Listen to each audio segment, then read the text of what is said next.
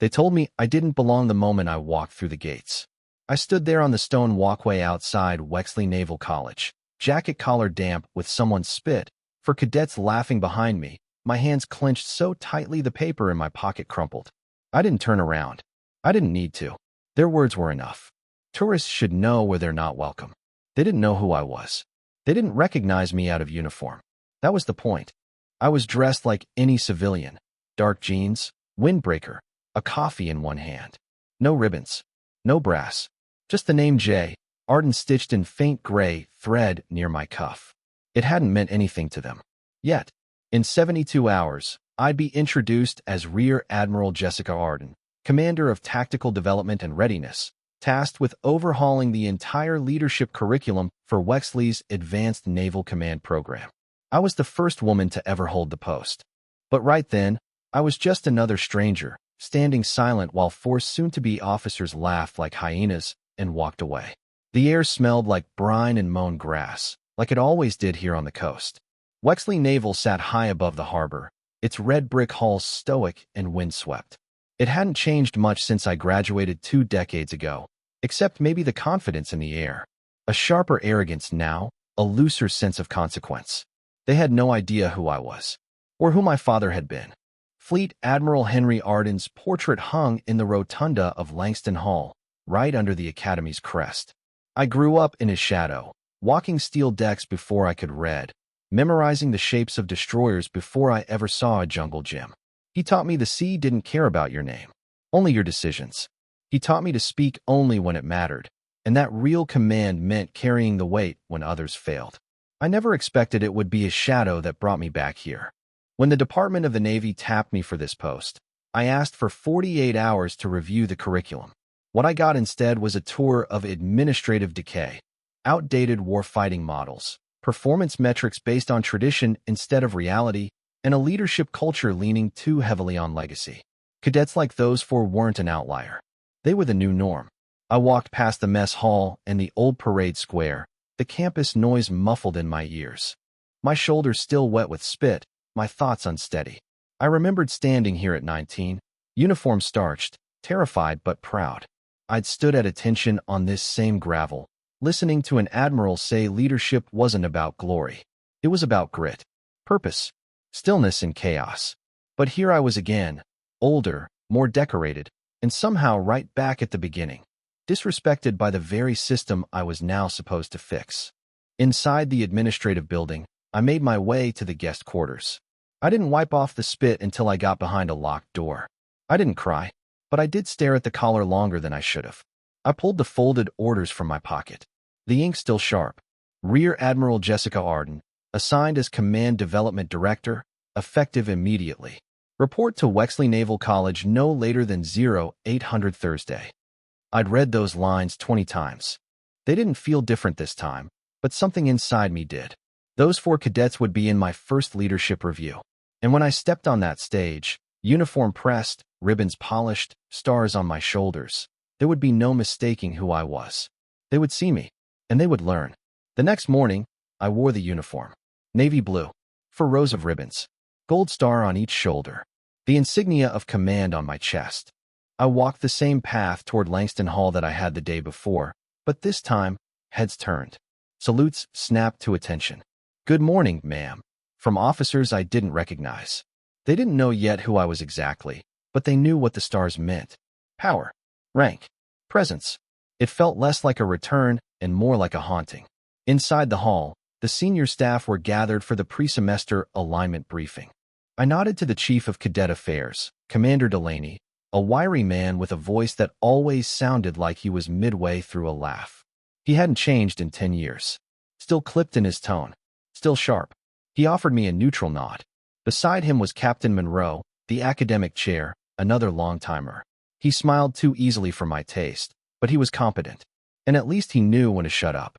Admiral Arden, Delaney said, nodding toward an open chair at the round table. Welcome back to Wexley. We're honored. Thank you, I replied, setting my file down. Let's get to work. We covered curriculum objectives, faculty performance, readiness standards. I noted who postured and who listened. The latter were fewer than I'd hoped. I was the highest-ranking officer in the room, but not everyone was ready to follow. That was fine. I didn't need them to like me. I needed them to respect what this place used to stand for, and could again. After the meeting, I requested access to the personnel database. I had names to look up. The 4 cadets from the day before, Midshipman Castile, Vega, Harmon, and Kent. First class, seniors, all with active leadership billets. One was a battalion XO. Another chaired the honor board. Their files were clean. Too clean. High marks. Commendations. Performance reports filled with glowing adjectives and empty praise. But I knew better than to trust paper. I wanted to see how they led when nobody was watching. I walked the training deck that afternoon, clipboard in hand, not taking notes, just watching. The cadets were running a small unit tactics drill. I spotted Harmon barking instructions like a drill sergeant on fast forward. Vega correcting posture with visible annoyance. Kent watching from the back, arms folded, aloof. Castile stood near the obstacle course entrance, arms crossed, surveying it all like a man convinced he was in charge of the whole world. I recognized the stance. I used to see it in the mirror before my first combat op. Right before I realized the enemy doesn't care what rank is on your collar, only whether you can lead when it matters. That evening, I sat alone in my quarters. Outside, the yard lights cast long shadows across the stone paths of the campus. Inside, I pulled out my father's old notebook. It was leather-bound, frayed at the edges. He carried it on every deployment, used it to jot down observations about officers he mentored. Character isn't tested in calm, he'd written once. It's exposed in stress. He would have had words for those 4 cadets. Probably not kind ones. I closed the book, placed it beside the flag folded neatly in the shadow box on my shelf. The same flag that had draped his casket. I remembered the day they handed it to me. The weight of it. The way the wind had carried the sound of taps over the sea. Tomorrow, I would take the stage at Wexley's command assembly. And those 4 cadets would be in the front 10 rows, facing the woman they had dismissed, insulted, and spit on. I wasn't here for revenge. I was here to change a culture that had forgotten what leadership meant. And they were going to learn the first lesson the hard way. The morning of the command assembly broke with a brisk wind rolling off the harbor. Wexley's campus gleamed under the early sun, every flag flying at full mast, every formation timed to the second. For 1,000 cadets assembled in the academy's grand hall, seated in sharp rows. Their white uniforms a sea of precision. The upper decks were lined with instructors, staff, and a few visiting dignitaries. Brass polished, shoulders straight. I stood backstage, flanked by 2 junior aides, my speech folded in my hand, unread. Across the hall, the commandant opened with tradition, remarks on duty, sacrifice, and the burden of the commission. The usual. He spoke well as always. Then he handed the microphone to the deputy commandant, who stepped up with a clipped nod. "Ladies and gentlemen of the brigade," he said, voice echoing. "You are about to meet the officer who will oversee your final year of leadership and tactical development. A veteran of 3 combat deployments. A recipient of the Silver Anchor for Valor and the Navy Distinguished Service Medal. Please welcome your new Director of Command Development, Rear Admiral Jessica Arden." I stepped into the light. The applause was courteous, respectful, no more, no less. But my eyes went straight to the 4th row, center section. There they were, Castile, Vega, Harmon, Kent. And in a heartbeat, they recognized me. Their expressions didn't change all at once.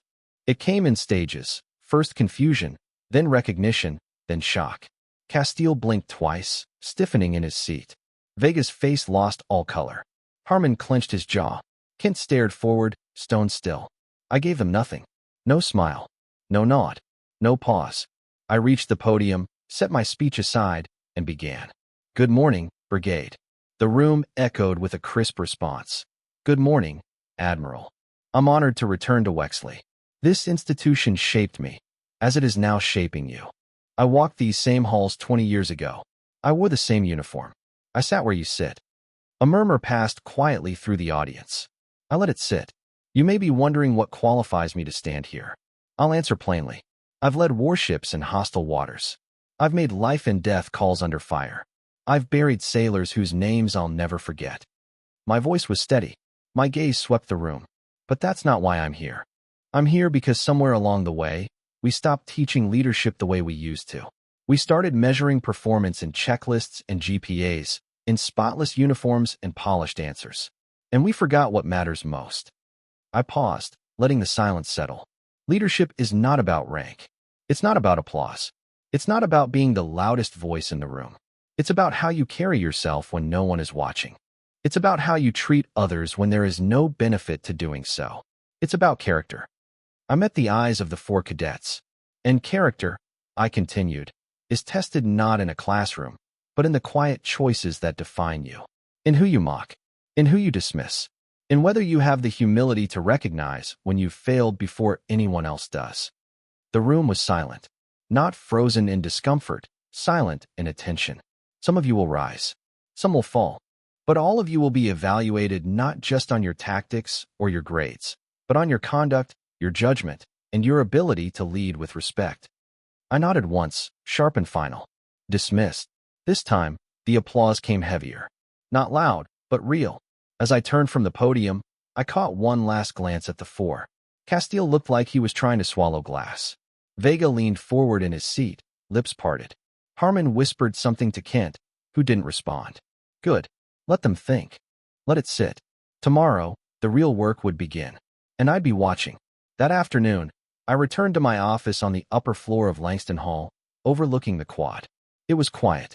The kind of quiet that came after a truth had landed where pretense used to stand. A framed photo of my first command sat on the desk, destroyer USS Hartford, just before deployment. I ran my hand along the wooden frame, remembering the night we'd run dark through the Strait of Malacca, every sonar ping telling us something was wrong.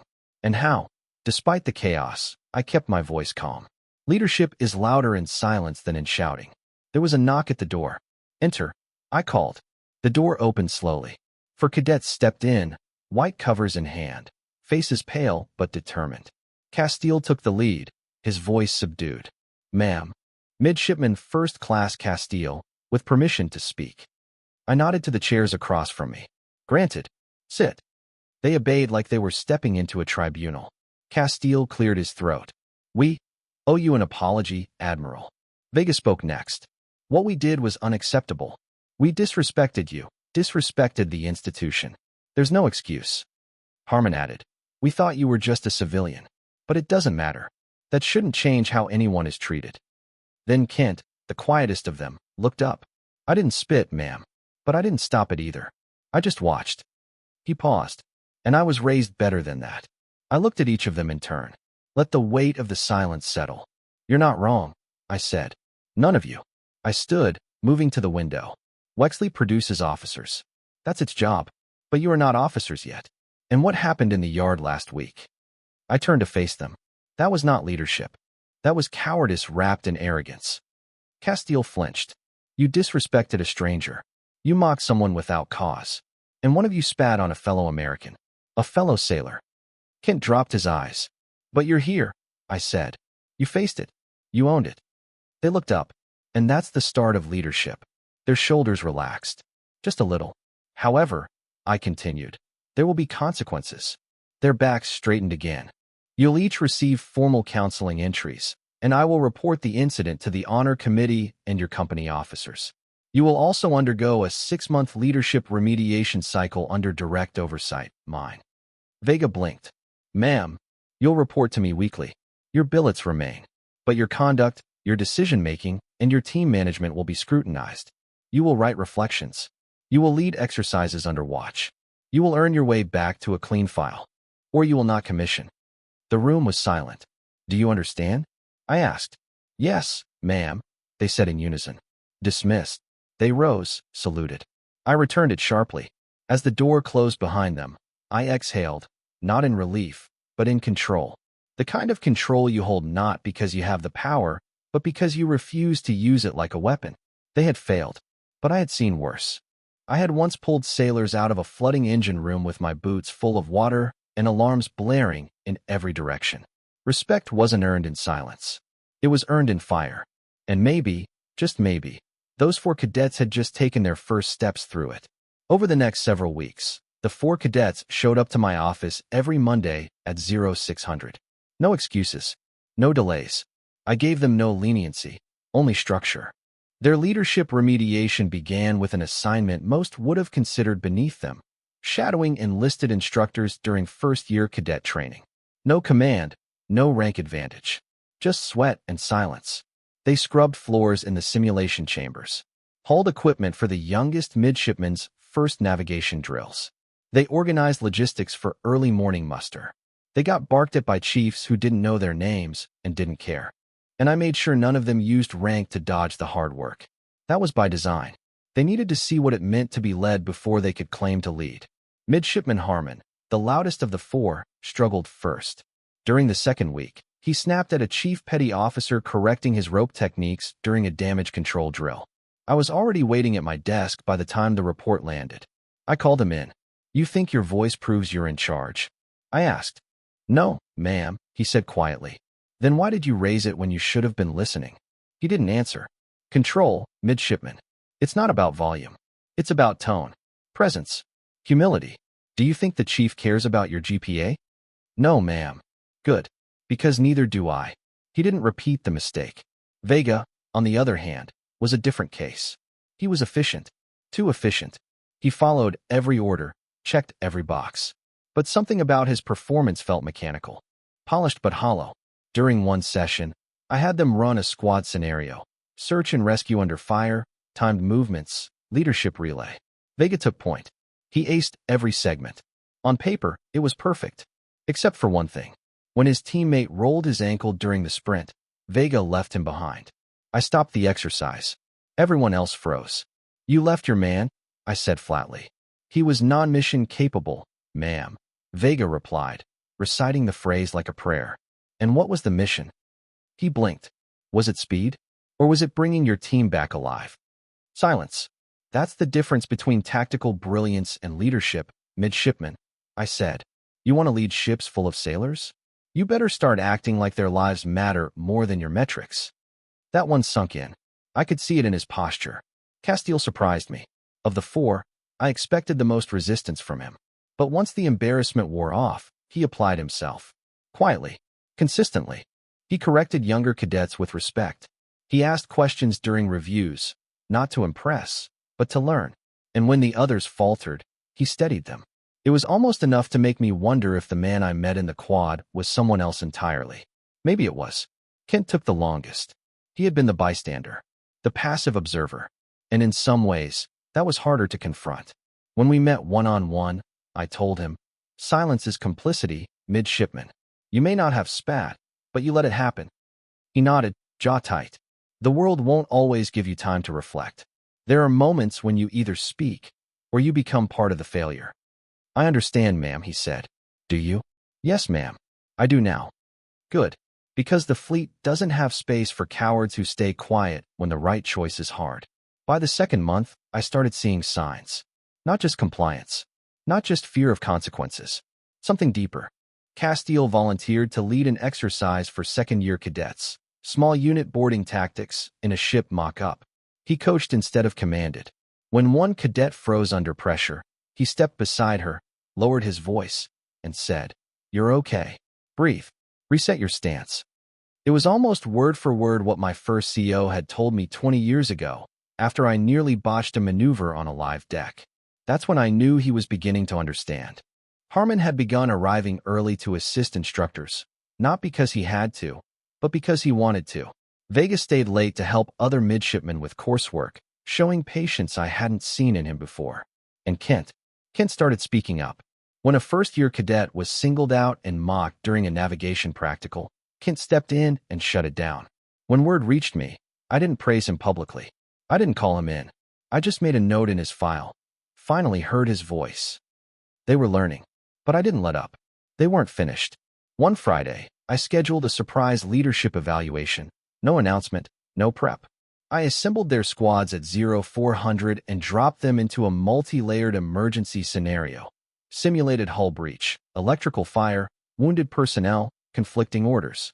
Real pressure, real decisions.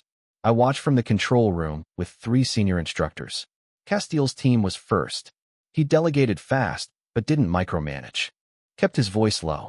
Moved like someone who had seen what panic could do and refused to feed it. Vega's team fell behind on the first objective but adapted. When a wounded role player began crashing, Vega made the right call, prioritized life over task. Harmon almost lost control of his group during a compartment fire.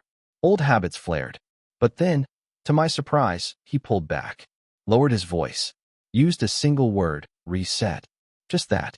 And the whole team recalibrated. Kent's team impressed me most. Not in speed, not in execution, but in integrity. One of the evaluators posed as an injured sailor who had slipped on a wet deck, an intentional red herring, designed to test judgment. Kent spotted the ploy. Instead of ignoring it or overreacting, he paused, assessed the scene, and calmly redirected his team to assist anyway. Because even if it's fake, he said, that's what we're trained to do. The exercise ran 4 hours. Afterward, I gathered them outside in the cold morning air, their uniforms soaked in sweat, their faces lined with fatigue. I didn't praise. Not yet. I just looked at each of them and said, that was the first time I saw all of you lead.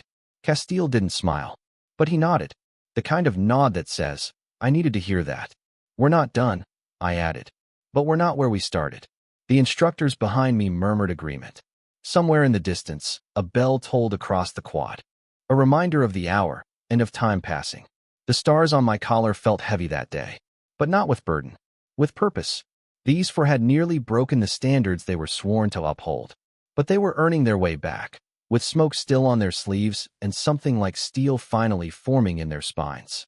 And I wasn't about to let them forget what it took to get there. It wasn't a speech or an exercise that showed me how far they'd come. It was a hallway. Week 11. Midday. I was coming back from a briefing with Fleet Review staff when I saw it. 3 midshipmen walking ahead of me, laughing too loud. 2 of them were first years. The third, a second year with a self-important strut and a voice that carried too far. As I got closer, I heard what they were laughing about. An enlisted sailor on campus support detail. Older, graying, his cover slightly crooked. Why do they even let the janitors walk through the quad? One of them said, just loud enough. I saw it before I even had to decide whether to step in. Castile. He was walking toward them from the opposite direction, just coming out of the dining facility. He stopped, didn't raise his voice, didn't gesture, just stood still and spoke. Hey, he said, calm, but unmistakable. That's enough. The laughter stopped. The second year turned, confused. What? Castile stepped forward. We don't talk about shipmates that way. Not enlisted. Not anyone. You wear this uniform, you carry the respect it demands. And you give it. The silence was thick. The older sailor, still within earshot, paused, unsure. Castile turned to him and offered a crisp salute. Afternoon, petty officer. The sailor returned it, eyes wide, then walked on, dignity intact. I stood back in the shadows of the hallway entrance and said nothing. Sometimes, the test doesn't need to be announced. Sometimes, the moment comes when nobody expects it. And that's when you find out who someone really is. Castile passed. The next morning, I summoned the 4 of them to my office again. They stood in formation, still stiff, still a little uncertain, but more centered than I'd ever seen them. I watched something yesterday, I said. A moment that didn't involve ribbons or drills or protocol. Just one of you doing the right thing when it mattered. They exchanged glances. You weren't supposed to know I was there. And that's exactly the point. Vegas shifted slightly. Castile. He didn't nod. He didn't speak. Good. I'm closing your remediation, I said. For heads lifted. You've completed the full term. Your company officers have submitted positive evaluations. The honor board accepts my recommendation that no further disciplinary action is required. No smiles. Just quiet, steady relief. But, I added, don't confuse this for a finish line. You're not done. Because the moment you start thinking you've learned everything is the moment you stop being fit to lead. Understood, ma'am, they said in unison. I paused, looking at them one by one. Do better. For the ones coming up behind you. For the ones who don't get to speak. Then I dismissed them. They saluted sharply, turned, and filed out. And this time, the silence they left behind didn't carry shame. It carried growth. They had been broken down, rebuilt, tested, and not by the Navy's curriculum, but by the kind of friction no syllabus prepares you for. Respect, integrity, accountability. And for the first time, I believed, they might actually be ready. Graduation was still months away, But the mood on campus had shifted. You could feel it in the way formations moved, with more precision and less posturing. You could hear it in the training rooms, cadets questioning their own assumptions instead of just echoing answers. It wasn't seismic, but it was real. Culture doesn't change with orders. It changes with example. And somewhere between their disgrace and their redemption, those 4 cadets had become just that, examples. I heard it from instructors. Quiet remarks during evaluations. Castile's become the kind of cadet others follow without being told. Kent stopped 2 seniors from cheating on a systems test, told them they'd dishonor their billets if they didn't report it themselves. Vega rewrote the squad playbook, added ethical scenario protocols we'd never considered. And Harmon? He'd started mentoring first years who were failing inspections, not to boost his own image, but because, as he put it, someone took the time to straighten me out. I figure I owe the system something back. They didn't know I was tracking these changes, but I was. Every commendation, every incident report, every unsigned moment of leadership. Not because I wanted to catch them slipping again, but because I needed to know if they could sustain the lesson. That's what leadership really is. Consistency after the spotlight fades. One rainy evening, I found myself walking past the honor wall in McKinley Hall. The names etched there, officers who died in the line of duty, always gave me pause. I found my father's name, Fleet Admiral Henry Arden. Below it, a quote he used to repeat often, "Strength is loud in war, but character is loudest in peace." I stood there for a long time, listening to the sound of rain tapping against the old windows, my own reflection faint in the glass. It hit me then. This assignment wasn't just about cleaning up cadet culture. It was about making sure the ideals my father believed in hadn't died with him. This academy had always been more than stone walls and tradition. It was a forge, and those 4 cadets, once arrogant, careless, and entitled, had been tempered. Would they carry the weight? Would they hold the line when real lives hung in the balance? That remained to be seen, but I no longer had doubt that they could. By spring, the air at Wexley shifted from cold to crisp. The final stretch of the academic year had arrived. Senior evaluations, final drills, and the long-anticipated commissioning day ceremony. It was tradition, held on the parade grounds overlooking the harbor, beneath flags that had watched generations pass through. Family members flew in.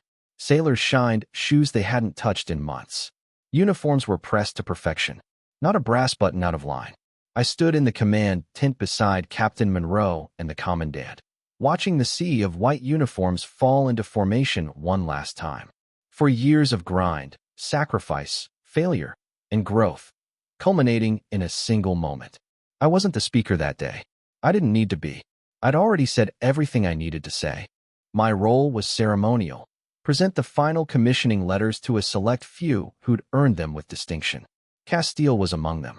When his name was called, he marched forward with posture squared, chin level, eyes steady.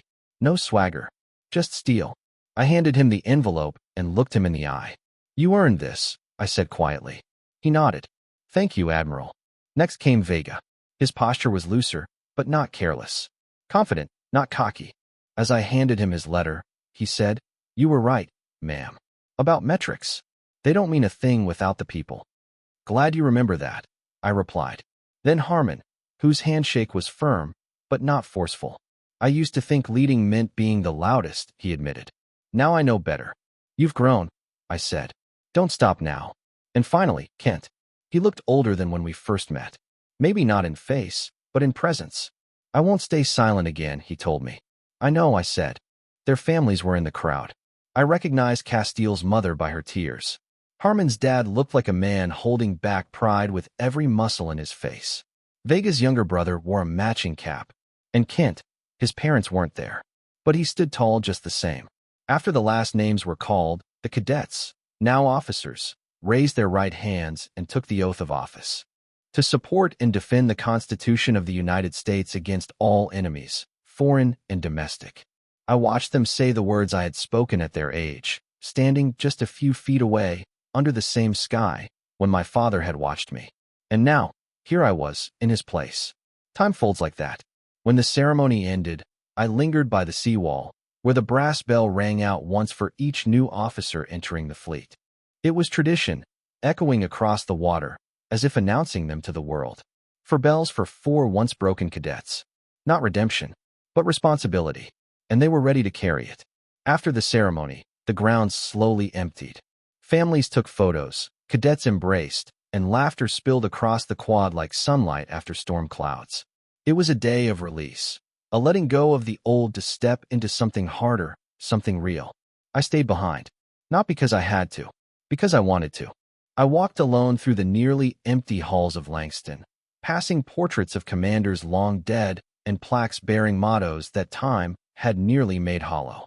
Lead with honor, act with purpose, serve with humility. Those weren't decorations. They were warnings. Because when leadership fails, it doesn't happen loudly.